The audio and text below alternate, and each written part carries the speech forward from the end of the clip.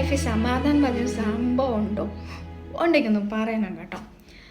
സമാധാനം നമുക്ക് വേറൊരാളുടെ അടുത്ത് എല്ലായിടും കിട്ടുക. അത് നമ്മൾ തന്നെ ചിന്തിക്കണം. നമ്മുടെ ജീവിതത്തിൽ പറഞ്ഞ് സമാധാനം വേണം പറഞ്ഞ് നമ്മൾ തന്നെ ചിന്തിക്കുന്നത്. ഈ ചില സമയത്തേക്ക് ദേഷ്യം വന്ന് നമ്മുടെ അടുത്തുള്ള ആൾക്കാരോട് നമ്മളങ്ങ് പറഞ്ഞു പോകും ദേഷ്യത്തിൽ.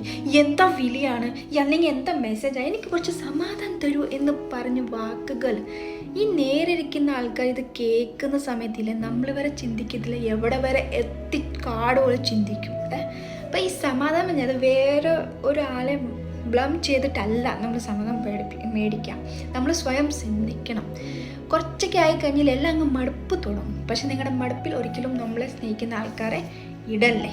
കാരണം അത് ഇന്ന് നിങ്ങളുടെ കൂടെ കാണും, ചിലപ്പോൾ നാളെ ഇല്ലെങ്കിൽ. കണ്ണുണ്ടെങ്കിൽ കണ്ണിര വില അങ്ങ് അടിച്ചോ കേട്ടാലോ. ഇനി വൽക്കുവല ഉണ്ടെങ്കിൽ അടിച്ചു